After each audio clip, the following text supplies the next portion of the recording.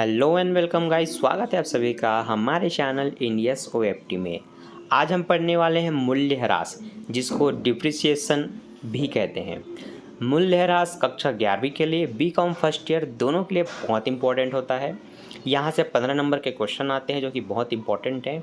मूल्यह्रास का अर्थ क्या है, परिभाषा क्या है, क्यों निकाला जाता है, इसका लिखना ज़रूरी है कि नहीं, जानेंगे डिटेल से इस वीडियो में। तो मैं हूं आपका SDM सर। स्टार्ट करते हैं आज की क्लास। देखिए, किसी भी संपत्ति के मूल्य में कमी आने का एक रीज़न होता है निरंतर प्रयोग करना। किसी भी संपत्ति को अगर हम निरंतर प्रयोग करते जाते हैं तो एक समय पश्चात उसके मूल्य में कमी आते रहती है। इसी कमी को हम स्थायी कमी या मूल्यह्रास कहते हैं। ठीक है। अब देखिए, कमी के दो कारण होते हैं, एक तो निरंतर प्रयोग, दूसरा समय व्यतीत होने के कारण। ठीक है। जैसे पहले के टीवी 10 किलो की आती थी, ठीक है, 20 किलो की आती थी, जितना वजन उतना मूल्य, और उस समय सिर्फ ब्रांड के हिसाब से बिकता था कि जिसका नाम ज़्यादा है उसकी टीवी ज़्यादा बिकेगी। तो खासकर LG की टीवी ज़्यादा बिकती थी। बाद में भी बहुत सारी कंपनी आई। ठीक है। लेकिन आज भी इनकी टीवी 20 किलो और 10 किलो की है, लेकिन उस टीवी की मांग आज कम हो चुकी है। तो वही टीवी कल कल के डेट में अगर ये लोग 10,000 रुपये या 20,000 रुपये में बेचते, आज के डेट में उन्हें कोई 8,000 रुपये में भी नहीं खरीदेगा, क्योंकि इनका मूल्य पूरी तरह से गिर चुका है। क्योंकि आज के डेट में एंड्रॉयड टीवी आ चुकी है। एंड्रॉयड टीवी ऐसा टीवी होता है जहां पर कुछ भी देखने के लिए आपको कोई DD डायरेक्ट या एंटीना की आवश्यकता नहीं है। आप अपने फ़ोन से कनेक्ट कर सकते हैं, अपने फ़ोन का नेट कनेक्ट कर सकते हैं, या एक वाईफाई लगवा करके आप जो चाहे वो मन चाहे यूट्यूब से देख सकते हैं।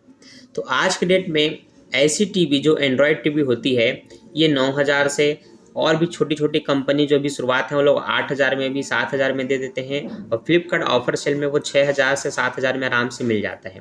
तो इतने कम में अगर एंड्रॉयड टीवी मिल जाती है जो कि 1 किलो मुश्किल से 3 किलो का होता है, तो 10 किलो को उठाना चाहेगा आदमी या 3 किलो को उठाना चाहेगा, 20,000 फंसाना चाहेगा या सिर्फ 8-7,000 फंसाना चाहेगा।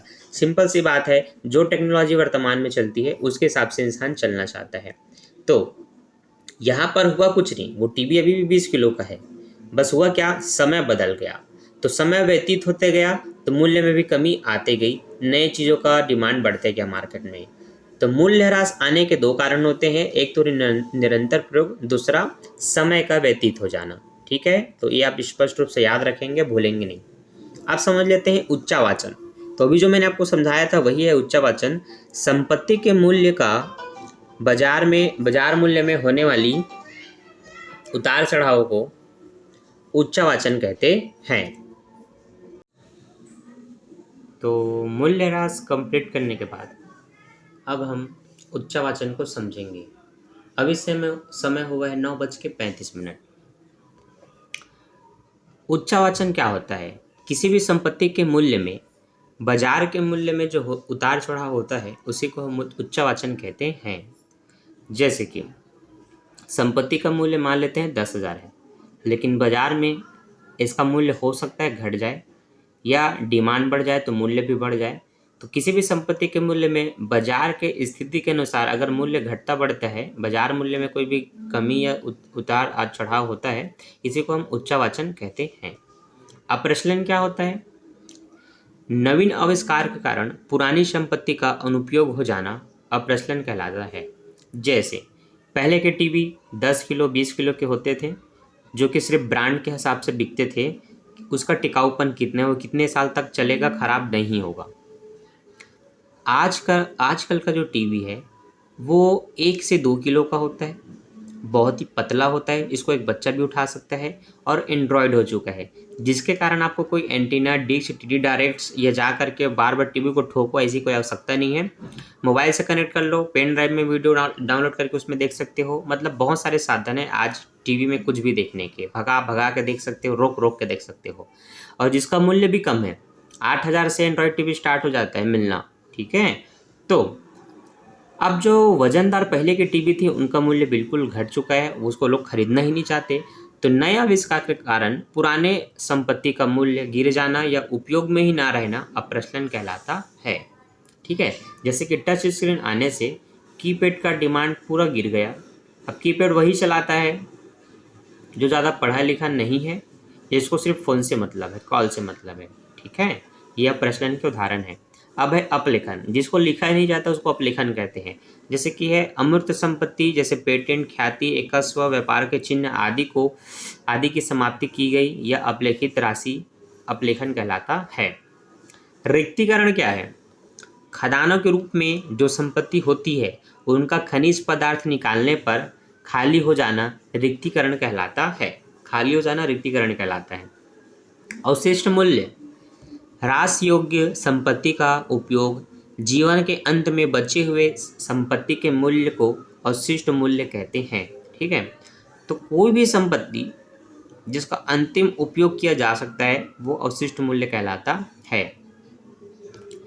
अब उपयोगी जीवन वर्ष उस अवधि से है जिसमें ह्रास योग्य संपत्ति के उपयोग होने का अनुमान होता है, उसे जीवन काल कहते हैं। जैसे कि अगर आप पुराने टीवी लेते हैं तो इसका ज़्यादा से ज़्यादा अनुमान सिर्फ 10 साल का रहता था कि 10 साल आपको आँख मूंद के ले लो, देखना नहीं पड़ेगा, 10 साल टीवी आराम से चलेगी। तो जो जीवन काल उसका निर्धारित किया गया वो 10 साल निर्धारित किया गया। अतः हम कह सकते हैं जीवन काल क्या होता है? किसी भी संपत्ति का वह समय होता है जितने समय तक वो चल सकता है। स्थायी किस पद्धति, स्थायी किस पद्धति में ह्रास संपत्ति के मूल्य लागत पर लगाया जाता है तथा ह्रास की मात्रा प्रतिवर्ष समान रहती है। ठीक है, तो जिस भी संपत्ति का मूल्य जितना हो, 10,000 का हो चाहे वो 1,00,000 का हो, उसके मूल लागत पर जो ह्रास निकाला जाता है उसी को स्थायी किस पद्धति कहते हैं। यहाँ पर ह्रास की राशि प्रतिवर्ष समान रहती है, इस पॉइंट को याद रखना है, भूलना नहीं है। ठीक है, आगे बढ़ते हैं। घटती किस पद्धति, संपत्ति खाते में प्रत्येक वर्ष के प्रारंभ शेष में एक निश्चित दर से ह्रास घटाना घटती ह्रास पद्धति या घटती किस पद्धति कहलाता है। तो स्थायी किस पद्धति में मूल लागत पर ह्रास निकाला जाता है, घटती किस पद्धति पर प्रारंभिक शेष पर ह्रास निकाला जाता है। यह दोनों का डिफरेंस, अभी अंतर हम और अच्छे से पढ़ेंगे आगे इस वीडियो में। संपत्ति का निस्तारण खाता, जब संपत्ति बेच दी जाती है तो बेची गई संपत्ति की लागत एक पृथक खाते में हस्तांतरित कर दी जाती है, जिसे संपत्ति का निस्तारण खाता कहते हैं। ठीक है, बहुत ही सरल था। अब डिटेल से जानते हैं मूल्यह्रास क्या है। स्थायी संपत्ति का व्यापार में निरंतर प्रयोग होने के कारण उनके मूल्य, मात्रा एवं गुण में कमी आ जाती है और भविष्य में संपत्ति अनुपयोग हो जाती है तथा उसका बाजार मूल्य या तो शून्य हो जाता है या अंकिचन ही रह जाता है। इस प्रकार संपत्ति के निरंतर प्रयोग के कारण उपयोग के कारण कार्य क्षमता और मूल्य में निरंतर आने वाली कमी को ही बही खाते की भाषा में मूल्यह्रास, अवेक्षण, घटौती या घिसारा कहते हैं। ठीक है, तो घिसारा किसे कहते हैं? मूल्यह्रास की परिभाषा में ये भी पूछा जा सकता है, इसको हटा करके घिसारा का अर्थ क्या है बताइए। तो यही चीज़ों को आपको पूरा लिखना है जो अभी आपने मूल्यह्रास में पढ़ा। ठीक है, तो निरंतर प्रयोग करने के कारण उसके मूल्य में भी कमी आती है, उसकी मात्रा में भी कमी आती है, उसके गुण में भी कमी आती है। जैसे कि शुरू में अगर आप कोई फ़ोन लेते हैं तो बहुत अच्छे से रन करता है, सब कुछ फटाफट होता है, लेकिन धीरे धीरे जब उस पर काम आपको बढ़ने लगता है, लोड उसका बढ़ता है, आपके स्टोरेज काफ़ी ज़्यादा फुल होने लगते हैं, तो वही बैक का बटन जो एक बार में खट से हो जाता है, वही आपको थोड़ा टाइम लगता है, 5 सेकंड तक लग सकते हैं बैक खोलने में, या कोई ऐप खुलने में 1 मिनट तक का लग सकता है। तो धीरे धीरे प्रयोग करने के कारण उसके गुण में भी कमी आती है। तो हर तरह की कमी मूल्यह्रास कहलाता है, क्योंकि उससे उसके मूल्य में कमी ही हो जाती है ना। चलिए, मूल्यह्रास को बहुत से लेखकों ने परिभाषित किया है, कि नहीं एक दो का हम देख लेते हैं ताकि हम डिटेल से जान पाए कि क्या है मूल्यह्रास।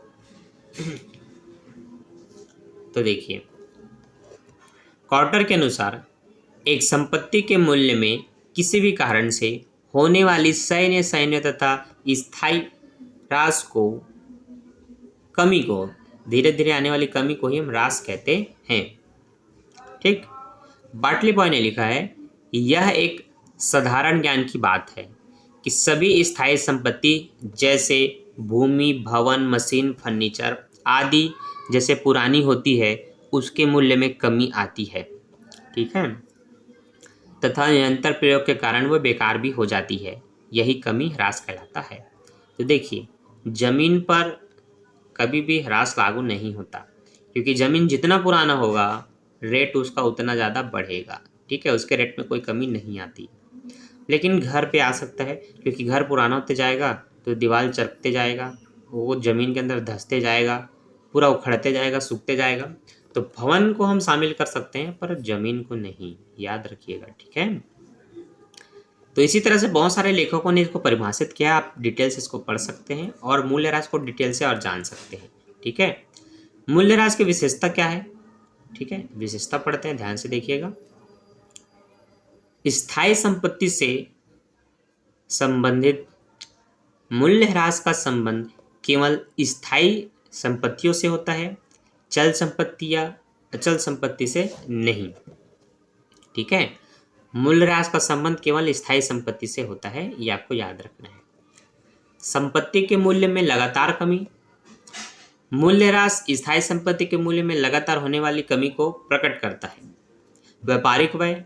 मूल्यह्रास अन्य व्ययों की तरह एक आवश्यक व्यय है, जिसका लेखा एक व्यापारिक व्यय के रूप में किया जाता है और किया जाना चाहिए। पुस्तकीय मूल्य से संबंध। मूल्यह्रास का संबंध संपत्ति के पुस्तकीय मूल्य अर्थात वर्तमान मूल्य से है, न कि बाजार मूल्य से। स्थायी कमी, पांचवा पॉइंट। मूल्यह्रास के कारण संपत्ति के मूल्य में स्थायी कमी आती है, जिसे पूरा करना संभव नहीं है, जिसलिए इसको असंभव भी कहते हैं। तो विशेषता के 5 पॉइंट आपको याद रखना है, भूलना बिल्कुल नहीं है। पहला पॉइंट, स्थायी संपत्ति से संबंध, संपत्ति के मूल्य में लगातार कमी, व्यापारिक व्यय, पुस्तकीय मूल्य से संबंध और स्थायी कमी। ठीक है, मूल्यह्रास के कारण जानते हैं कि क्यों मूल्यह्रास होता है। ठीक है, तो वही परिभाषा में तो पढ़ चुके हो। निरंतर प्रयोग। किसी भी संपत्ति का लगातार प्रयोग करेंगे तो लगातार प्रयोग करने से के कारण उसके गुण में, उसकी मात्रा में और उसके मूल्य में धीरे धीरे धीमे उसके कार्य क्षमता में कमी आती जाएगी। यही कमी निरंतर प्रयोग के कारण होती है। तो पहला कारण है निरंतर प्रयोग। अप्रचलन। अगर आपने उपयोग नहीं भी किया तो अप्रचलन के कारण उसके मूल्य में कमी आ जाती है। तो अप्रचलन का परिभाषा तो पढ़ चुके हो। नए आविष्कार के कारण, नई तकनीक के कारण पुरानी संपत्ति का मूल्य या तो समाप्त हो जाना या तो फिर शून्य हो जाना, यही कमी, यही ह्रास अप्रचलन कहलाता है।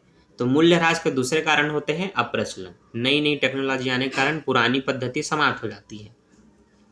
तीसरा, समय व्यतीत होने के कारण। समय व्यतीत होने के कारण, ठीक, तो कोई चीज़ों में कुछ भी नहीं हुआ लेकिन समय काफ़ी बीत गया, तो काफ़ी समय बीतने के बाद कुछ चीज़ें हमेशा के लिए बंद हो जाते हैं। जैसे कि पहले पार्ले जी और टाइगर बिस्कुट फेमस थे। पार्ले जी अभी भी चल रहे हैं लेकिन टाइगर का समाप्त ही हो गया। अब टाइगर के नाम से अलग अलग बिस्कुट खुले हैं, लेकिन जो पुरानी टाइगर की बिस्कुट थी, जो पार्ले जी से भी ज़्यादा अच्छी लगती थी, वो अब पूरी तरह से समाप्त हो चुकी है। ठीक है, पहले महालक्ष्मी को चॉकलेट मिलता था, मैं बहुत अच्छे से खाता था, मज़ा आता था। आजकल वो मिलता ही नहीं। पहले के चॉकलेट की बातें अलग थी यार, आजकल तो बहुत बेकार बेकार के चॉकलेट आते हैं। अगला, मूल पदार्थों की समाप्ति। मूल पदार्थ होते क्या है? देखिए, डिटेल से पढ़ते हैं, समझिएगा, क्योंकि जो पॉइंट आपको अटपटे से लगे उनको डिटेल से पढ़ना तो ज़्यादा अच्छे समझ में आएगा। कुछ संपत्तियाँ ऐसी होती हैं जो निरंतर उपयोग एवं उपभोग के कारण अपना मूल्य और स्वरूप खोने लगती हैं, जैसे कि तेल, कुएं, खदानें, जंगल आदि। इस प्रकार की संपत्तियाँ जिनके दोहन से मूल पदार्थ समाप्त हो जाते हैं। तो मूल पदार्थ का मतलब यही है, अगर आप पेट्रोल का लगातार प्रयोग करो तो पेट्रोल ऐसा नहीं है कि हम बना सकते हैं, वो हमारे ज़मीन के गर्भ में मिलते हैं। अब जैसे जैसे हम उसका उपयोग करते जाएंगे, उसको ज़मीन से निकालते जाएंगे, ज़मीन के अंदर से, तो एक समय बाद जो मूल पदार्थ है पेट्रोल, वही समाप्त हो जाएगा। फिर आने वाला भविष्य जानेगा भी नहीं कि पेट्रोल नाम का भी कोई चीज़ था। जो सिर्फ पढ़ेंगे तब उनको पता चलेगा। ठीक है, इसी तरह से ज़मीन के अंदर मिलने वाले कोयला और भी अन्य प्राकृतिक संपदा। ठीक है, तो ये चीज़ें ऐसी हैं जो प्राकृतिक के देन है, जिसका हम लगातार उपयोग करें, अगर इनका बचाव ना करें तो आने वाले समय में ये मूल पदार्थ हमेशा के लिए समाप्त हो जाएंगे। तो मूल पदार्थों की कमी पता चला।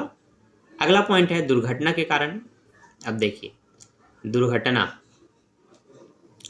संपत्ति की दुर्घटना होने से भी उनके मूल्य में कमी आ जाती है। दुर्घटनाग्रस्त वस्तु को बेचने से कम मूल्य प्राप्त होता है। दुर्घटना आग लगने, बिजली गिरने, बाढ़, भूकंप आदि के कारण हो सकता है। ठीक है, तो दुर्घटना के कारणों को बताया है, लेकिन आपको याद रखना है दुर्घटना के कारण भी मूल्य में कमी आता है। हम अभी पूरा पॉइंट पढ़ रहे हैं मूल्य में कमी आने के कारण, जिसमें एक कारण यह है दुर्घटना। ठीक है, हम फ्लिपकार्ट अमेजोन से समझ लीजिए माल किसी भी ग्राहक को भेज रहे हैं जो यूपी दिल्ली कहीं भी रहता है, जहाँ पर कई किलोमीटर की दूरी है। अब उसका सामान कुछ ऐसा है, समझ लो उसने केक ऑर्डर किया। क्या ऑर्डर किया? केक। अब आप जानते हो भाई केक कितना नाजुक चीज़ है, नरम चीज़ है, और रखे रखे वो डब्बे के अंदर भी पिघल सकता है। अब मान लीजिए उसको 2 घंटे के अंदर डिलीवर करना था और लग गया 24 घंटा, तो ये क्षतिग्रस्त होगा कि नहीं? ज़रूर होगा। तो अगर ग्राहक दावा करे, केस कर दे, तो फिर उसको पूरा पैसे देना पड़ेगा, नहीं तो आपके अंदर एक पॉलिसी रखना पड़ेगा। अगर दुर्घटनाग्रस्त मिला आपको तो दूसरा आपको भेजा जाएगा। तो इससे आपको नुकसान तो है ही, क्योंकि पहला प्रोडक्ट आपका नुकसान हो गया। या फिर आप ये कह सकते हैं कि 20 रुपये काट करके या 20% काट करके आपको 80% वापस दी जाएगी। ठीक है, ऐसा कुछ नियम रख सकते हैं, लेकिन फिर भी जो मूल्य में कमी आ गई वही कमी क्या कहलाएगा? मूल्यह्रास कहलाएगा। बाजार मूल्य में स्थायी गिरावट। ठीक है, बाजार मूल्य में स्थायी गिरावट क्या होता है? बाजार में कई चीज़ों का मूल्य एकदम से घट जाता है। जैसे टमाटर, बहुत ज़्यादा टमाटर आ गया, किसी दिन सब्जी मंडी में 20 ट्रक आए और 20 ट्रक सिर्फ टमाटर आए, बाकी कोई सब्जी आया ही नहीं। अब बताओ, जितने भी व्यापारी हैं जो सब्जी अलग अलग बेचते हैं, टमाटर बस आएगा तो सबको टमाटर खरीदना पड़ेगा। अब सब टमाटर खरीदेंगे तो टमाटर का रेट काफ़ी सस्ता हो जाएगा, क्योंकि बाजार में जो चीज़ें ज़्यादा आती हैं उसका मूल्य हमेशा कम रहता है। तो देखिए, विभिन्न कारणों से बाजार में संपत्ति के मूल्य में उतार चढ़ाव होता रहता है। किसी विशिष्ट कारण से जब संपत्ति के मूल्य में कमी आ जाती है तो स्थायी संपत्ति के विक्रय का मूल्य कम मिलेगा। इसे व्यापार की हानि होती है और इसे ही बाजार मूल्य में स्थायी गिरावट कहते हैं। जैसे पुरानी टीवी जो 10-20 किलो के थे वो अभी भी दुकान में हैं। अचानक पता चला बीती रात की आने वाले कल में एक पतला सा टीवी आने वाला है, जिसको हम एंड्रॉयड टीवी कहते हैं। अब लोगों ने इसका प्रचार देखा, लोगों ने इसका डिमांड बढ़ा दिया, हमें यही टीवी चाहिए। अब जो भी ग्राहक दुकान में आ रहा है सिर्फ इसी टीवी की डिमांड कर रहा है, पुरानी 20 किलो की टीवी को कोई पूछ नहीं रहा है। तो हुआ कुछ नहीं, डिमांड बढ़ गया इसका, अब इसके मूल्य में आ गई कमी। ठीक है, यही कमी कहलाती है, बाजार मूल्य में कमी। अगला, कानूनी अधिकारों की अवधि समाप्त हो जाने से। देखिए, जब भी हम दवाई खरीदते हैं ना तो उसमें हम एक्सपायरी डेट चेक करते हैं। ये कानूनी है कि हर चीज़ का एक एक्सपायरी डेट होना चाहिए, खास करके जो प्रोडक्ट हम अपने शरीर में या खाद्य के रूप में इस्तेमाल करते हैं। ठीक है, तो इनका एक समय समाप्त हो जाए तो उसका मूल्य पूरा शून्य हो जाता है। अभी कोई दवाई मान लीजिए 1 लाख रुपए का है, लेकिन वो सिर्फ 6 महीने से ज़्यादा नहीं चल सकता, तो 6 महीने बाद उसी दवाई को क्या आप 1 लाख में खरीदेंगे? अरे आप 1 रुपये में नहीं खरीदेंगे, क्योंकि अब वो किसी काम का नहीं है, वो नुकसान है, वो जहर बन चुका है। तो समय व्यतीत होने के कारण एक कानूनी जो अवधि की उसको दी जाती है, उसका व्यतीत हो जाने के कारण भी उसके मूल्य में पूरी कमी आ जाती है। ये भी मूल्यह्रास के कारण है। तो मूल्यह्रास के आपने लगभग 7 पॉइंट पढ़े, जहाँ पर आपने कारण को समझा किस किस कारण से आता है। अब आप समझेंगे आवश्यकता, मतलब ह्रास आयोजन की आवश्यकता क्यों होती है, ह्रास को लिखते क्यों है। देखिए भाई, जो भी कमी आ रही है, वो जो कमी है वो आपके लिए हानि है। व्यापार आप कर रहे हैं तो आपको सिर्फ लाभ को नहीं देखना है, कमी या हानि के कारणों को जानना है। और अगर आप इसका लेखन नहीं करेंगे तो कैसे पता चलेगा कितने का प्रॉफिट हुआ आपके व्यापार में। आपको अगर प्रॉफिट सही तरीके से जानना है तो आपको जितने भी खर्चे और हानि होती है उनको लिखना पड़ेगा, उनको घटाना पड़ेगा, तब आप व्यापार के वास्तविक लाभ को जानेंगे। इसलिए ज़रूरी होता है ह्रास का आयोजन करना या ह्रास को लिखना। चलिए अब हम जानते हैं सबसे पहला पॉइंट, लाभ हानि का सही निर्धारण। जो भी मैंने आपको डिटेल से बताया था, लाभ हानि का सही निर्धारण करना है, इसलिए ह्रास को लिखना जरूरी है। डिटेल से पढ़िए, वही टॉपिक है जो आपको बताया गया है। सही आर्थिक स्थिति के लिए, सही आर्थिक स्थिति मतलब चिट्ठा है। चिट्ठे में पता चलता है कि व्यापार की स्थिति कैसी है, पर उसकी आर्थिक स्थिति सही तभी पता चलेगी जब आप लाभ हानि खाता सही तरीके से बनाएंगे, है ना। तो ये कुल मिलाकर व्यापार की आर्थिक स्थिति जानना है, इसलिए ह्रास को लिखना जरूरी है कि व्यापार में कितना लाभ और कितना हानि है। ठीक है, इनके साथ साथ हमें पूरे 9 पॉइंट मिलते हैं। तीसरा पॉइंट है उत्पादन व्यय का सही लेखा। सभी संपत्तियों के प्रयोग में आने के कारण घिसावट होती है और उनसे व्यापार को लाभ होता है, इसलिए उनकी घिसावट के मूल्य की व्यवस्था व्यापारिक व्यवों के रूप में अनिवार्यता की करनी चाहिए। यदि इसका लेखा नहीं किया गया तो उत्पादन व्ययों का लेखा अधूरा रह जाएगा और इसे व्यापार में दर्शाया गया लाभ अनावश्यक रूप से अधिक दिखलाया जाएगा। मतलब अगर आप कोई लाभ शो कर रहे हैं लेकिन संपत्ति के मूल्य में आने वाली कमी को आपने उसमें से नहीं घटाया या नहीं लिखा, तो जो लाभ है वो अधिक लाभ शो करेगा और एक्चुअल में वो सही लाभ नहीं है, क्योंकि जो भी खर्चे या व्यय है उसको आपको घटा करके ही बताना चाहिए।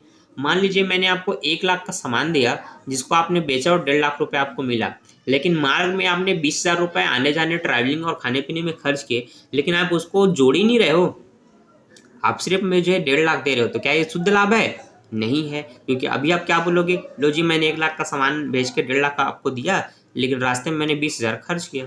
तो आप दे तो 1.5 लाख रहे हो, लेकिन एक्चुअल में क्या मेरे पास इतना रहेगा? नहीं, मुझे 20,000 आपको तुरंत देना पड़ेगा, क्योंकि उतना आपने खर्च कर दिया। और वो होगा ही, क्योंकि आप यहाँ से वहाँ जा रहे हो तो रास्ते में कुछ ना कुछ सीमा शुल्क खर्च और खाने पीने का लगता है। तो क्या ये शुद्ध लाभ है? नहीं है। अशुद्ध लाभ है। तो शुद्ध लाभ कितना होगा? 1,30,000 होगा। उसके बाद जो भी कमीशन मुझे देने हैं आपको मैं दूंगा, तो और कम हो जाएगा। तो इसी तरह से किसी भी संपत्ति के मूल्य में जो कमी आती है उसको आपको लिखना होता है। तो उत्पादन व्यय का सही लेखा करने के लिए ये जरूरी होता है। अगला पॉइंट है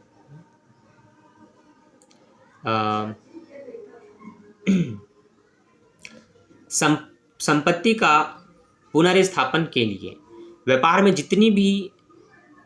जितनी भी कीमत की संपत्ति का प्रयोग किया जाए, वे कुछ ना कुछ समय के बाद कार्य करना बंद कर देते हैं, ये चलन से बाहर हो जाते हैं, ये दुर्घटनाग्रस्त हो जाते हैं, पूरी तरह से नष्ट हो जाते हैं। ठीक है, मतलब वो काम के लायक रहते ही नहीं है। तो हमें करना क्या होता है, उसको दोबारा से अच्छे तरीके से काम करें, इसलिए उसमें कुछ ना कुछ खर्च करना पड़ता है, उसकी मरम्मत करनी पड़ती है, या उसके जगह पे नई मशीन को लाना पड़ता है, या उसके सहायक किसी यंत्र को लाना पड़ता है। तो इसी को कहते हैं संपत्ति का पुनर्स्थापन करना। ठीक है, जैसे आप अगर एक सीलिंग फैन लेते हैं जो ऊपर में लगा रहता है इस तरह से, आप देखेंगे शुरुआत में उनकी स्पीड काफ़ी अच्छी होती है, लेकिन साल दर साल बीतते बीतते उनमें आवाज़ खिच खिच खिच खिच आने लगेगा, उसकी गति कम हो जाएगी।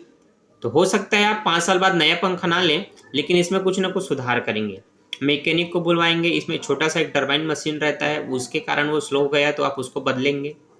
ठीक है, अगर किसी कारण से आवाज़ आ रहा है तो कोई नट बोल्ट ढीला होगा, उसको आप टाइट करवाएंगे। तो कुछ ना कुछ आप उसमें खर्च करेंगे ही, अगर आप नया नहीं लेना चाहते हैं। तो वहीं से उसका पुनर्स्थापन स्टार्ट हो गया। ठीक है, मान लेते हैं पंखे मुड़ गए, तो आपने उसी फैन में बस पंखा लगा दिया। तो जब कोई संपत्ति प्रयोग में न रह पाए, अप्रचलन रूप में चला जाए, मतलब वो काम नहीं कर पाए, तो उसमें हम कुछ एक्स्ट्रा मशीनें ऐड करते हैं या उस पर कुछ ना कुछ खर्च करते हैं मरम्मत में। यही क्या कहलाता है? संपत्ति का पुनर्स्थापन कहलाता है। पूंजी की कमी के विरुद्ध सुरक्षा। ठीक है, ध्यान दीजिए, संपत्ति के प्रयोग से उनके मूल्य में कमी हो जाती है। इस प्रकार विनियोग की गई पूंजी भी कम हो जाती है। अतः इस मूल्य की कमी की व्यवस्था करके संपत्ति का पुस्त मूल्य और उसके वास्तविक मूल्य के बराबर कर लिया जाता है। ठीक है, तो विनियोग क्या होता है? विनियोग एक प्रकार की ऐसी संपत्ति होती है जहां पर आप कुछ पैसा इन्वेस्ट करते हैं। तो आपके मशीनों पर, यंत्रों पर अगर कमी आ रही है तो विनियोग पर भी कुछ ना कुछ कमी आती है। जैसे कि किसी के भवन को, ठीक है, जो कि उस समय 20 करोड़ में आपके पास गिरवी रखा होगा, ठीक है, आपने 20 करोड़ में रख लिया, लेकिन क्या 20 साल बाद इस भवन का मूल्य 20 करोड़ रहेगा? क्योंकि 20 साल बाद इसमें काफ़ी क्षतिग्रस्त हो जा रहेगा। अगर वो 10 फीट नहीं, मान लेते हैं 100 फीट ऊंचा है, तो 20 साल बाद उसमें काफ़ी कमी आएगी, वो लगभग 1 फीट नीचे जा चुका होगा, बहुत पुराना बंजर सा हो जाएगा। उस पर अगर आप खर्च करेंगे तो कई करोड़ रुपए खर्च हो सकते हैं उसकी मरम्मत में। तो यहाँ पर भी तो कमी आई ना। तो पूंजी के विरुद्ध कमी का मतलब यही है उसकी सुरक्षा। तो यहाँ पर भी कमी होती है, उसकी सुरक्षा की जाती है। सुरक्षा करना हमारा दायित्व है। अगला है वास्तविक लागत निकालने के लिए संपत्ति के प्रयोग से लाभ में वृद्धि होती है, इसलिए उनके मूल्य में कमी का लेखा उत्पादन लागत निकालते समय किया जाना चाहिए, अन्यथा उत्पादित वस्तु की वास्तविक लागत ज्ञात नहीं हो पाएगी।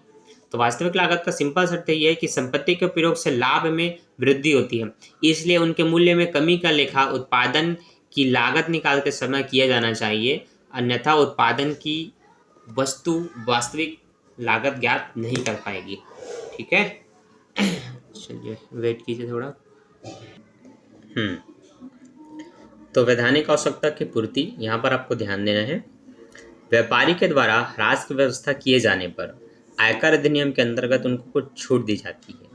अब यही छूट प्राप्त करने के लिए आपको संपत्ति का ह्रास का लेखा करना जरूरी है, इसलिए व्यापारी को ह्रास का व्यवस्था करनी चाहिए। वैसे भी कंपनी अधिनियम के अंतर्गत यह अनिवार्य है कि विभाजन योग्य आय की गणना करने के पूर्व संपत्ति पर ह्रास की समुचित व्यवस्था कर ली जानी चाहिए। अगला जो पॉइंट है वो है व्यावसायिक सुदृढ़ता हेतु। व्यापार की आंतरिक स्थिति की सुदृढ़ता के लिए व्यापारी कई गुप्त कोषों का निर्माण करता है। इस प्रकार के कोषों में वृद्धि के लिए व्यापारी का एक ह्रास कोष लिखना भी जरूरी है। 9वां पॉइंट है आधुनिक मशीनों के क्रय हेतु। व्यापारी ह्रास की व्यवस्था कर इसमें रखे गए धन का प्रयोग आधुनिक एवं नई तकनीक वाली मशीनों को क्रय करने में कर सकता है। प्रतियोगी युग में व्यापारी सफलता प्राप्त करने के लिए कम से कम लागत पर वस्तुओं का निर्माण करना चाहता है, इसलिए वह पुरानी मशीनों को हटाकर आधुनिक मशीनें लगाता है। इसलिए उसे धन की आवश्यकता होती है। उन्हीं की पूर्ति के लिए ह्रास कोष बहुत सहायक होता है। तो व्यापारी ह्रास की व्यवस्था कर इसमें रखे गए धन का प्रयोग आधुनिक एवं नई तकनीक वाली मशीनों को क्रय करने में कर सकता है। प्रतियोगी युग में व्यापारी सफलता प्राप्त करने के लिए कम से कम लागत पर वस्तुओं का निर्माण करना चाहता है। कम से कम लागत पर वो अच्छी किस्म की वस्तुओं का निर्माण करना चाहता है, इसलिए वह पुरानी मशीनों को हटाकर आधुनिक मशीनें लगाता है। इसलिए उसे धन की आवश्यकता होती है, जिसकी पूर्ति के लिए ह्रास कोष बनाना बहुत आवश्यक होता है। अब है मूल्य ह्रास की राशि को निर्धारित करने वाले तत्व।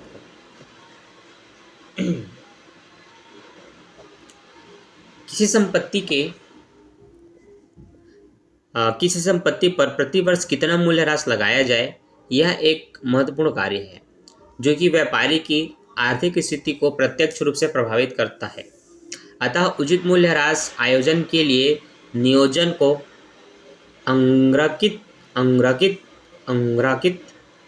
नियोजकों को अंग्रकित तथ्यों पर विशेष ध्यान देना चाहिए। ठीक है, मतलब निम्न बातों पर विशेष ध्यान देना चाहिए। तो वो बातें हैं कुछ इस तरह से आपके सामने। संपत्ति का मूल्य लागत, मरम्मत व्यय, संपत्ति पर किए जाने वाले पूंजीगत व्यय, संपत्ति का जीवन काल, अवशेष मूल्य, कंपनी अधिनियम का पालन करना, परिस्थितियों का ध्यान देना, नए आविष्कारों का अनुमान और संपत्ति के विनियोग पर मिलने वाला ब्याज। ठीक है, तो ध्यान दीजिए सबसे पहला पॉइंट संपत्ति का लागत मूल्य। उस संपत्ति का वास्तविक मूल्य जान लेना आवश्यक है जिसका मूल्य ह्रास निकाला जाना है। संपत्ति का मूल लागत बराबर क्रय मूल्य प्लस परिवहन व्यय प्लस स्थापना व्यय। इस तरह से तीनों को जब आप जोड़ेंगे तब किसी संपत्ति का लागत मूल्य पता चलता है। अब है मरम्मत व्यय। जब तक मशीन चलेगी तब तक अनुमानित मरम्मत व्यय का अनुमान पहले से कर लिया जाना चाहिए। इससे ह्रास की गणना में सहूलियत होती है। ठीक है, तो मरम्मत व्यय निकालना जरूरी होता है। जैसे कि आपने कोई ऐसी मशीन खरीदा जिससे आपका काम चल रहा है, व्यापार चल रहा है। मान लेते हैं एक टेलर के लिए अभी टेक्नोलॉजी की एक मशीन है जो एक बटन दबाते ही खट खट खट खट खट कपड़े को सिलने लगता है। जब ये मशीन खराब हुआ तो कोई एक प्रकार की उसमें कमी आई जो कि हर महीने आएगा।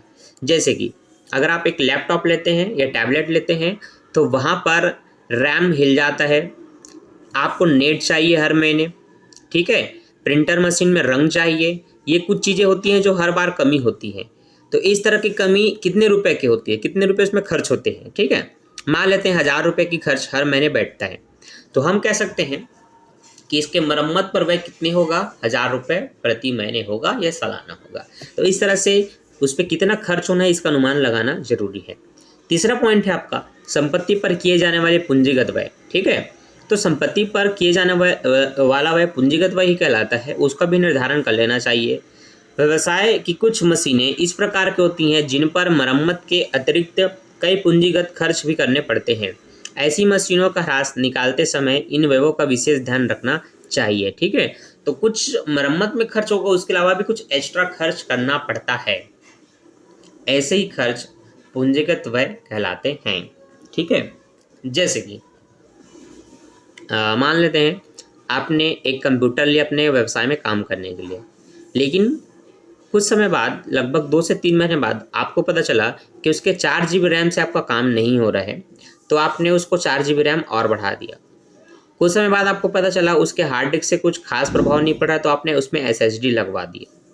इसी तरह से आप कुछ ना कुछ उसमें खर्चे तो कर रहे हैं, है ना, नेट का रिचार्ज करना है, कुछ कुछ चीज़ें बदलना है, लेकिन जो चीज़ें एक्स्ट्रा आप लगाते जा रहे हैं तो इसके कारण उसमें खर्च एक्स्ट्रा बढ़ते जा रहा है, आपके पूंजीगत खर्च, तो इनको भी आपको लिखना जरूरी होता है।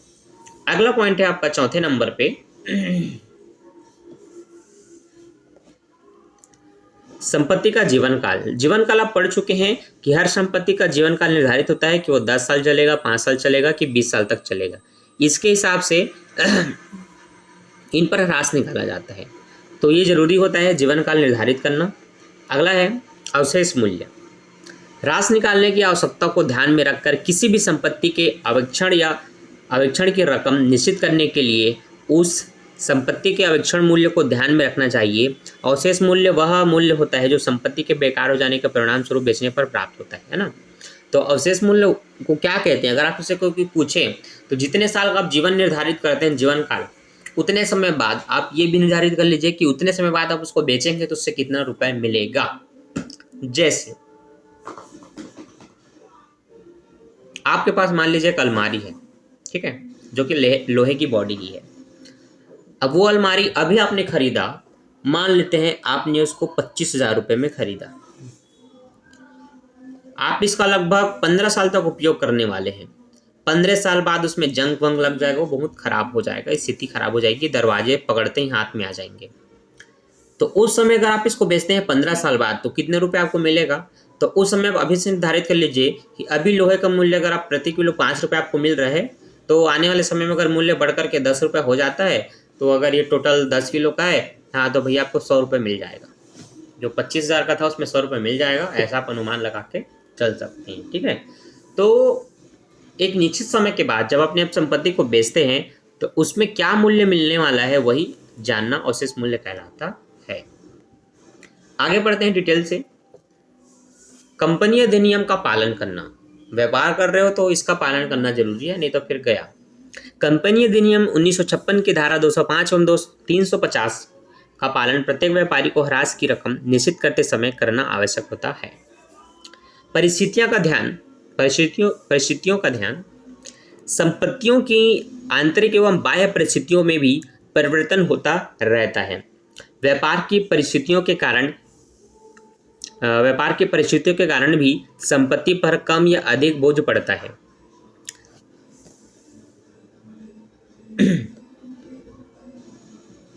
संपत्ति का कितने समय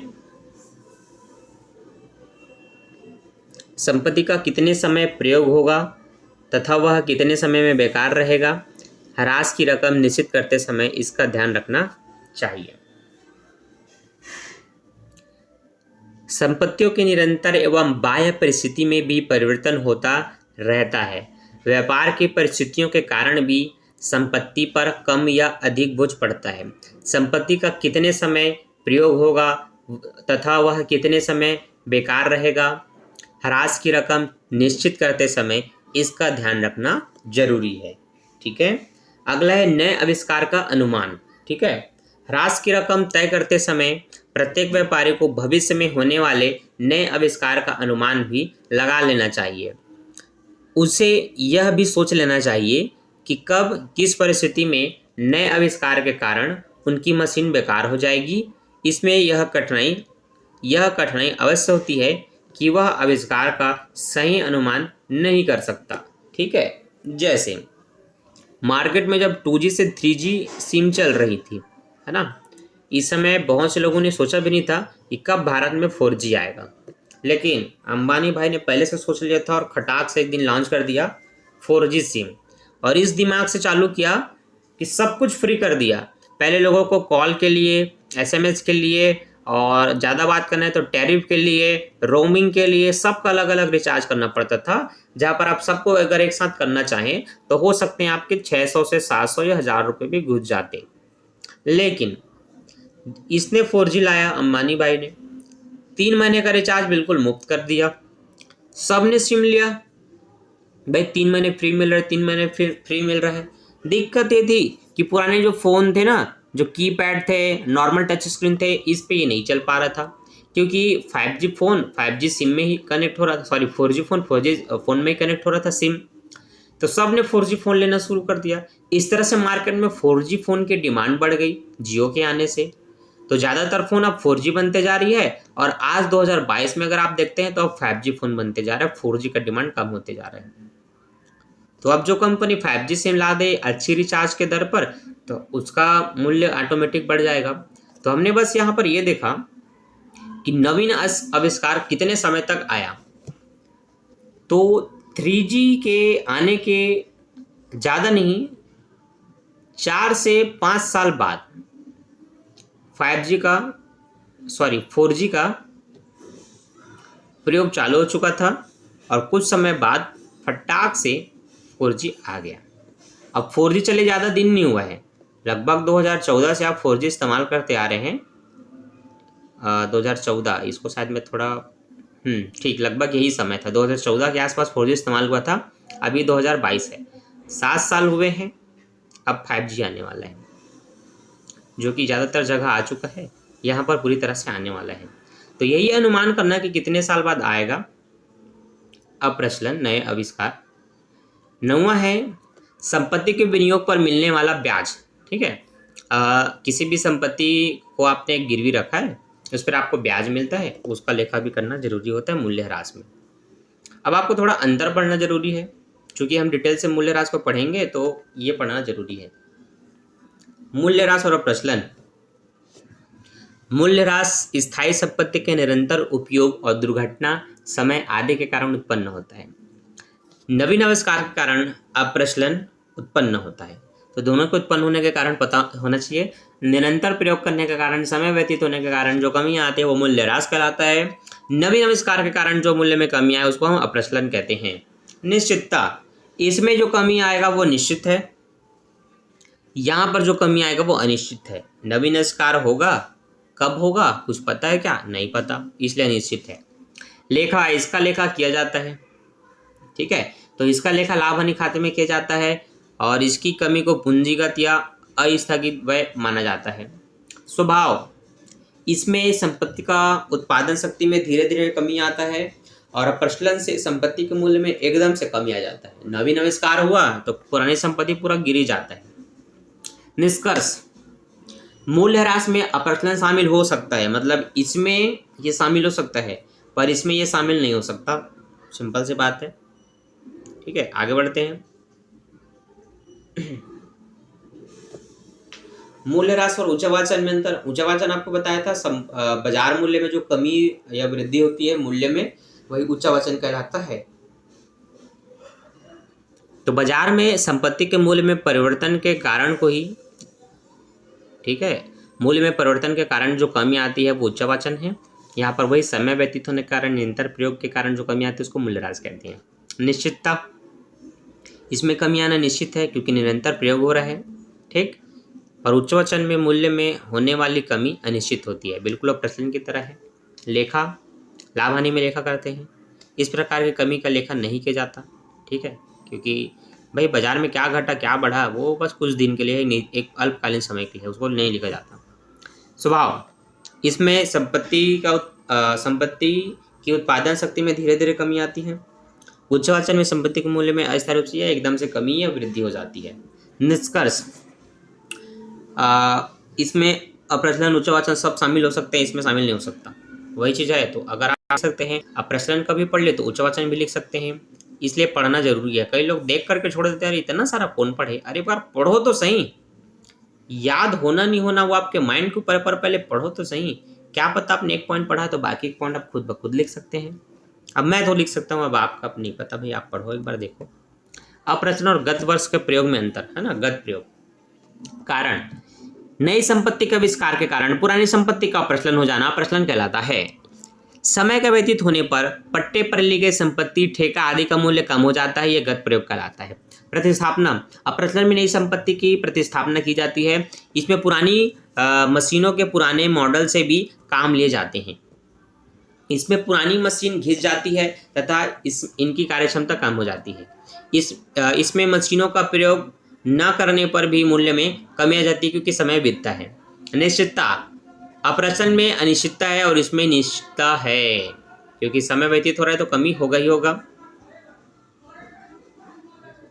अब मूल्यह्रास की कुछ कमी, स्थायी किस कमी, घटती किस पद्धति, वार्षिक किस पद्धति, ह्रास किस पद्धति, बीमा वाली पद्धति, और बहुत सारी पद्धति है।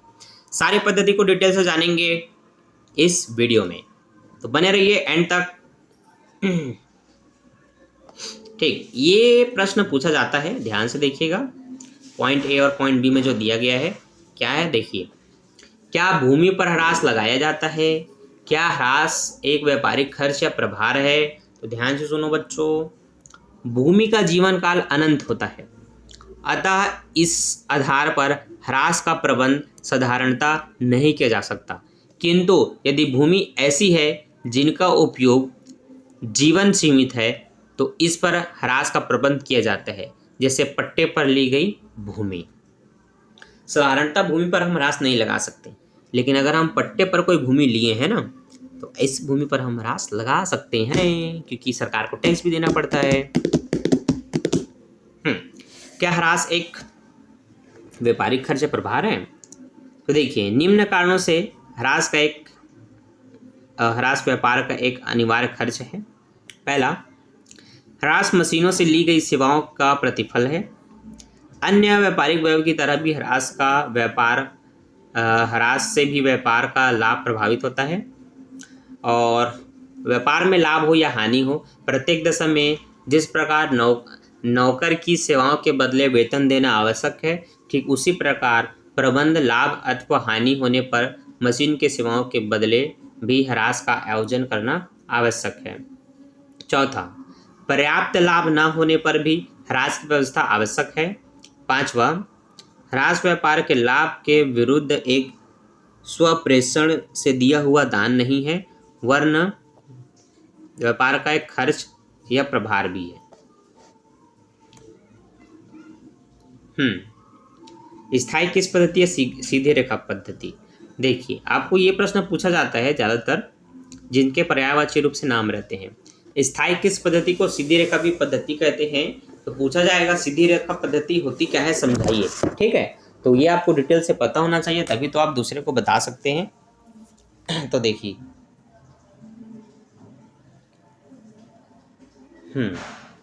स्थायी पद्धति से आशय मूल्यह्रास अभिलिखित करने की ऐसी पद्धति से है जिसमें किसी संपत्ति के जीवन काल में प्रत्येक वर्ष एक स्थायी राशि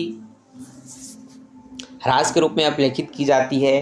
प्रतिवर्ष ह्रास की राशि समान होने के कारण इस पद्धति को स्थायी किस पद्धति या सीधी रेखा पद्धति भी कह सकते हैं। इसे मूल लागत पद्धति भी कहते हैं, आपको याद रखना है। ठीक है, अब सीधी रेखा पद्धति की आपको चित्र में दिखा दूं, ये देखिए ध्यान से। जैसे देखिए, 10,000 की संपत्ति धीरे धीरे कम होते जा रही है। इस पर जो ह्रास लग रहा है, शुरुआत में मान लो 10,000 लगा, इसे मूल्य में कमी आते आते वो लगभग इतने का हो चुका, लेकिन ह्रास की राशि नहीं बदलती। अगर अभी 1,000 लगा है तो दूसरे साल भी 1,000 लगेगा, इस साल भी 1,000 लगेगा, इस साल भी 1,000 लगेगा, इस साल भी 1,000 लगेगा। तो लगातार इसमें ह्रास की राशि समान रहती है, लेकिन संपत्ति के मूल्य में कमी आ जाती है। लेकिन ह्रास जस का तस रहता है, इसलिए इसको सीधी रेखा पद्धति भी कहते हैं। ठीक है, अब स्थायी किस पद्धति की विशेषता देख लो। इस पद्धति के अनुसार ह्रास की राशि प्रतिवर्ष इस पद्धति में ह्रास राशि प्रतिवर्ष समान रहती है। इस पद्धति के अनुसार संपत्ति के मूल्य को शून्य तक लिखा जा सकता है। इस पद्धति के अनुसार ह्रास की गणना बार बार करनी नहीं पड़ती, एक ही बार जो है वो हर बार आप लिखते हुए चलो। यह पद्धति कम मूल्य व कम जीवन अवधि वाली संपत्तियों से ली गई होती है। मूल्य ह्रास की गणना। स्थायी पद्धति में ह्रास ज्ञात करने की दो रीतियाँ। सूत्र। वार्षिक ह्रास निकालने के लिए संपत्ति की लागत में अवशिष्ट मूल्य को घटाया जाता है और जीवन काल से भाग दिया जाता है। अब संपत्ति की लागत में ये चीज़ें शामिल होती हैं, उसको क्रय कितना हुआ, उसमें ढुलाई या व्यय कितने हुए, उसकी स्थापना में कितने खर्च हुए। ठीक है, इस तरह से आप एक एग्जाम्पल देख सकते हैं। उदाहरण, एक मशीन का क्रय मूल्य 15,000 रुपये, इसकी स्थापना पर 3,000 रुपये व्यय हुआ, इसका जीवन काल 10 वर्ष है, इसका अवशिष्ट मूल्य 2,000 रुपये है। वार्षिक ह्रास का सूत्र लिखेंगे, संपत्ति की लागत माइनस अवशिष्ट मूल्य बटे जीवन काल। संपत्ति का लागत मूल्य में आपको 15,000 प्लस 3,000 रुपये को लिखना है, दोनों को, तो जोड़ करके ये होगा आपका 18,000 रुपये। इस तरह से माइनस 2,000 रुपये आप उसमें घटाएंगे, क्योंकि अवशिष्ट मूल्य हमेशा घटाया जाता है। इस तरह से आपको 16,000 रुपये मिलेगा। जीवन काल 10 है, उससे आप भाग देंगे तो 16,000 का 10% निकलेगा 1,600। तो यहाँ पर आपने वार्षिक ह्रास की राशि कितना निकाली, 1,600 रुपये निकाली। ठीक है, अब अगर जीवन काल नहीं दिया तो आपको दर दिया जाता है, तो दर से आप कैसे निकालेंगे, बिल्कुल उसी पद्धति से निकालेंगे। उदाहरण आप दूसरा देख सकते हैं, ध्यान से देखिए आपके स्क्रीन पर। एक मशीन 50,000 रुपये में क्रय किया गया, 10% दर से इस पर ह्रास लगाना है, तो ह्रास ज्ञात कीजिए। आपको सिर्फ लिखना है संपत्ति की लागत दर बट्टे 100। लागत है 50,000, 10/100 लिखा तो 10 से 10 कटा, 0 से 0 कटा, 5,000 रुपये है, जिसको आपने इस तरह से लिख दिया। अतः आप कहेंगे संपत्ति पर ह्रास कितना लगा, 5,000 रुपये लगा। ठीक है, यहाँ पर अवशिष्ट मूल्य भी हो सकता है, इसको आपको ध्यान देना है। तो उदाहरण तीसरा देखिए, अगर 40,000 की मशीन पर 5,000 का अवशिष्ट मूल्य है, तो 40 में आप 5 घटाएंगे, फिर दर बट्टे 100 लिखेंगे। 40 और 5 घटेगा तो 35 आएगा, 35 में 10/100 लिखेंगे तो 3500 रुपये आएगा। अतः आप यहाँ ह्रास का ये राशि आपका आंसर है। ठीक है, स्थायी की इस पद्धति के कुछ गुण होते हैं। क्या गुण है, ध्यान से देखिए। उपयुक्तता, सरलता, पूर्ण मूल्य तक गणना, लाभ हानि का उचित प्रभाव, चिट्ठे से आसान गणना, है ना। तो उपयुक्तता, यह प्रणाली कम लागत वाली संपत्तियों के लिए अधिक उपयुक्त मानी गई है तथा बड़ी मशीनों या संपत्तियों पर भी प्रारंभिक शेष में इस प्रकार विधि से ह्रास की गणना लाभप्रद होती है।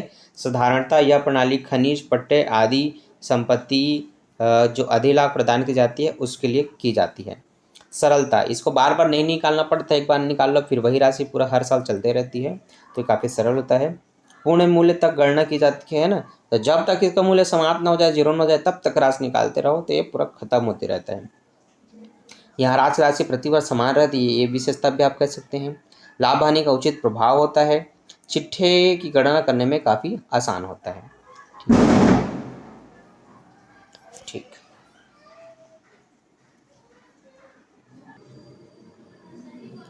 चलिए देखते हैं उदाहरण पहला।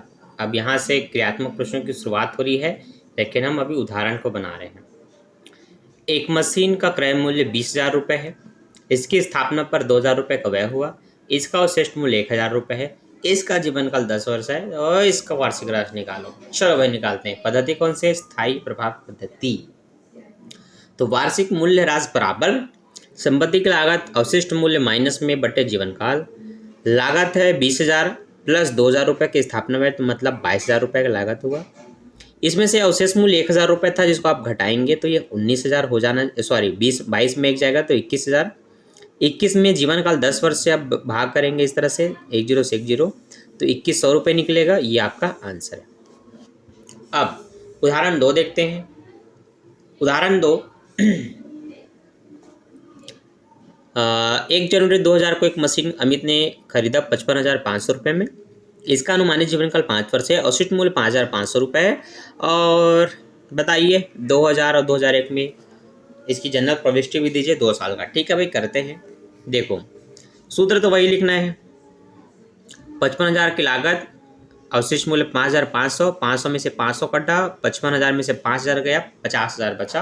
5 से काटेंगे तो 5 से कम 5, 0 0 0, मतलब 10,000 रुपये निकला। ठीक है, यहाँ पर जो पंजी प्रविष्टि होती है उसको ध्यान देना किस तरह से आप करते हैं। 2 सालों का खाता भी बनाना है, पंजी प्रविष्टि भी करना है। तो देखिए पंजी प्रविष्टि इस तरह से होता है, मशीन खरीदा इतने रुपए में, मशीन खाता विकलन मशीन आ गया, रोकड़ खाता से 5,500 रुपये। इस पर जो ह्रास आपको लगा, आपको 10,000 रुपये निकला है। 10 ही निकला है, 5 निकला है, हाँ 10,000 निकला है, ठीक, मेरा डाउट हो गया था, ठीक। तो मशीन खाता विकलन रोकड़ खाता से मशीन खरीदने पर, फिर बोलेंगे ह्रास खाता विकलन मशीन खाता से फिर कहना है ह्रास खाता विकलन मशीन खाता से, क्योंकि ह्रास की राशि को मशीन के खाते में ही स्थापित की जाती है, अलग से नहीं लिखा जाता। फिर लाभ हानि खाता विकलन ह्रास खाते से, क्योंकि ये जो हुआ वो हानि हो गया। फिर आपको बोलना है ह्रास खाता विकलन मशीन खाते से। फिर लास्ट, एकदम लास्ट, लाभ हानि खाता विकलन ह्रास खाते से, वही 10,000 रुपये को लिखना है। तो इस तरह से एक चीज को आपको 4 से 5 बार लिखना होता है, यही होता है ह्रास की पंजी प्रविष्टि। अब मैं आपको सिखाता हूँ ह्रास खाता बनाना 2 सालों का। देखिए यही आपके लिए इम्पोर्टेंट है, क्योंकि अभी आप जितना भी प्रश्न बनाएंगे वो बिल्कुल इसी तरह से होगा। दिनांक विवरण JF खाता पृष्ठ राशि, दिनांक विवरण खाता पृष्ठ राशि। यहाँ पर आपको ध्यान देना है, रोकड़ खाता से जितना भी आपने मशीन खरीदा जिस सन को आप यहाँ लिखेंगे, रोकड़ खाता से या टू कैश लिखेंगे, इस तरह से आपको राशि लिखना है। इस तरफ 31 तारीख लिखना होता है उसी सन का, ह्रास खाता को लिखेंगे या बाय डिप्रिसिएशन लिखेंगे, और जो ह्रास निकला आपका उसको आप लिखेंगे। फिर 55,500 में से 10,000 को घटाएंगे, फिर आपका बचेगा 4,500 रुपये, जिसको आप बोलेंगे शेष लेगा या बाय बैलेंस CD। इसके बाद दोनों को जोड़ेंगे, 55,500 होगा, ये भी 55,500 रुपये है, बैलेंस करेंगे इस तरह से। अगले साल आएंगे 2001, शेष लाया गया बोलेंगे 45,500 रुपये को इस तरह से, या टू बैलेंस शीट बोलेंगे, बैलेंस PD। यहाँ पर फिर से आप 31 तारीख को ह्रास लिखेंगे, वही 10,000 रुपये, ह्रास राशि नहीं बदलती। अब 45 में 10 जाएगा, 35,500 बचेगा, इसको आप बोलेंगे शेष ले गए, दोनों को जोड़ेंगे 45,500, यहाँ भी 45,500 हो गया खत्म। अगले साल इसको बता दोगे शेष लाया गया 2002 में 35,500 रुपये। समझ आया? ऐसे ही बहुत सारे क्वेश्चन बनाना है, डिटेल से देखिए, समझिए, वीडियो में एंड तक बने रहिए, तो सब कुछ आपको समझ में आएगा। बगा दोगे तो कुछ समझ नहीं आएगा। 1 जनवरी 1998 को एक फर्म ने 25,000 रुपये की एक मशीन खरीदा, जिसकी सामान्य अवधि 10 वर्ष की थी, अवशेष मूल्य 1,000 रुपये था। 1 जुलाई 1999 को 1 अप्रैल 2000 को 4,000 रुपये का एक और मशीन खरीदा, 2,000 रुपये का एक और मशीन खरीदा, जो 4,000 का था उस पर 200 रुपये का अवशेष मूल्य है, जो 2,000 का है उसमें 100 रुपये का अवशेष मूल्य है। इनका जीवन काल 5 वर्ष का है। तो चलो भाई मशीन खाता भी बनाओ, कार्य विधि भी दिखाओ। तो चलो क्या चाहते हो, पहले कार्य विधि दिखाऊं? तो चलो कार्य विधि देख लो, फिर खाता भी देख लेना, ठीक है। तो ध्यान से देखना, जो मशीन 25,000 की थी उस पर 1,000 रुपये का अवशेष मूल्य है, घटाने के बाद हो जाएगा 24,000। 24,000 में अगर आप एक जीरो को काट दें नीचे के 10 से तो वो 2,400 रुपये आएगा। जो 4,000 की मशीन थी उसका 200 रुपये अवशेष मूल्य है, मतलब घटने के बाद वो आएगा 3,800। 3,800 को अगर आप 5 से काटते हैं तो आएगा 760 रुपये। जो 2,000 की मशीन थी उस पर 100 रुपये का ह्रास मूल्य है, इसलिए वो 1,900 होगा। 1,900 को 5 से काटेंगे तो आएगा 380। समझ आया बच्चों? बिल्कुल इसी तरह से करना है। अब ध्यान देते हैं,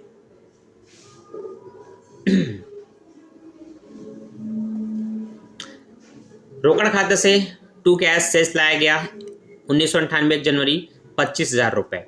1998 31 दिसंबर को ह्रास खातों को बाय डिप्रिसिएशन करके आपको 2,400 रुपये लिखना है। 25,000 में से 2,400 रुपये घटाएंगे तो फिर आपको बैलेंस CD है ना, शेष लगा करके लिखना है 22,600 रुपये। जोड़ेंगे तो ये 25,000 होगा। 25,000 से बैलेंस करेंगे, अगले साल 1998 के बाद आएंगे 1999 में 1 जनवरी को शेष लाया गया दिखाएंगे 22,600 रुपये, जो यहाँ था उसी को। लेकिन इस साल एक और यंत्र खरीदा जुलाई के महीने में, तो आप लिखेंगे 1 जुलाई को रोकड़ खाते से 4,000 रुपये का। अब उस पर ह्रास जो निकाला आपने वो आपका निकला 380। अच्छा 380 कैसे निकला, वो तो 760 था। तो बता रहा हूँ, जुलाई में खरीदा तो महीने को काउंट करो, जुलाई अगस्त सितंबर अक्टूबर नवंबर दिसंबर करके 6 महीने का ह्रास निकलेगा। तो 6/12 करना है, तो 760, 6 कम 6 दूनी 12, 2 3 6, 2 8 16, 2 0, 380 रुपये निकल गए। समझ में आया? ऐसे निकलता है। तो इस तरह से 2 मशीनें लिख लो, दोनों का ह्रास लिख लो, यहाँ पर टोटल जोड़ करके लिखो। यहाँ जो टोटल आया वो 26,600 हुआ, उसमें से आप 2,780 घटा दो, 23,820 रुपये बचा, वो आपका बैलेंस है, शेष लाया गया। शेष ले गए बोल के उसको यहाँ लिखना है, पर शेष लाया गया बोल के यहाँ लिखना है 2001 जनवरी को। शेष लाया गया 23,820 रुपये। इस साल 1 अप्रैल को एक और यंत्र खरीदा जो कि 2,000 रुपये का है। 2000 में 100 रुपये घटाएंगे, 5 से भाग देंगे तो वो निकलेगा कितना निकला था, 380 निकला था। फिर वो 760 कैसे हो गया ये, अच्छा 300 जो 80 निकला था वो 285 कैसे हो गया। तो देखिए जो 380 था ना, अप्रैल से आप दिसंबर तक का काउंट करो तो 9/12 आएगा। तो जब आप 380 में 9/12 करेंगे तो आपको 285 मिलेगा। और जो दूसरा मशीन था उसका वार्षिक ह्रास 760 रुपये होगा, तो उसमें 760 रुपये ही लिखना है, क्योंकि उस समय वो 6 महीने का ह्रास प्रकट कर रहा था, लेकिन अब वो पूरा 2000 के 1 जनवरी से लेकर के पूरे दिसंबर तक का चला है, साल भर का, तो उसका वार्षिक ह्रास लिखा जाएगा जो कि 760 है। लेकिन जो तीसरा मशीन है वो अभी आया है अप्रैल के महीने में, तो उस पर सिर्फ 9 महीने का ह्रास लगेगा, इसलिए उसका 285 रुपये लिख रहे हैं। और पहले का पूरा 2400 रुपये, तीनों ह्रास को जोड़ेंगे तो 3,445 रुपये हो रहा है। यहाँ पर दोनों का टोटल जो हो रहा है 25,820, उसमें से आप घटा देंगे इसको, जो आएगा वो आपका बैलेंस सीडी है, जिसको आप शेष ले गए बोल के इस तरह से लिखेंगे, और अगले साल उसको शेष लाएगा बोल के यहाँ पर आपको दर्शाना भी है। चलिए बढ़ते हैं आगे। ठीक, यहाँ पर आप देख सकते हैं जो घट के आया था शेष लाया गया करके उसको इस तरह से लिखना है। अब यहाँ पर वार्षिक राशि लगेगा सबका, तो 2400, 760 और 380 सबका सालाना राशि जो निकला था वही लिखेंगे, इसको इसके साथ घटा देंगे, घटाने के बाद जो आएगा 18,835 रुपये आपका बैलेंस है। शेष ले गया है, इसको अगले साथ शेष लाएगा बोल के दिखा देंगे और खेल खत्म, पैसा खत्म। ठीक, ऐसे ही ढेरों प्रश्न आपको देखना है मूल्यह्रास के, तो आने वाली वीडियो में मूल्यह्रास के हम ढेरों प्रश्न बनाएंगे। आज के लिए बस इतना ही, बाकी मिलते हैं कल। अभी ये ख़त्म नहीं हुआ है, अभी आपको घटती की इस पद्धति को अच्छे से समझना है, उसकी परिभाषा, उसके अर्थ, उसकी विशेषता और सब कुछ। मूल्यह्रास की स्थायी किस पद्धति और घटती में क्या अंतर है इसको भी समझना है। इसके क्रियात्मक प्रश्न कैसे बना आपने 2 देखा, अभी हम उसके भी क्रियात्मक प्रश्न देखेंगे। तो इस तरह से अभी जितने मिनट का ये वीडियो है उतने ही मिनट का आपको घटती की इस पद्धति को समझना है, तो उसको हम बनाएंगे नेक्स्ट वीडियो में। अभी के लिए बाय, थैंक्स फॉर वॉचिंग।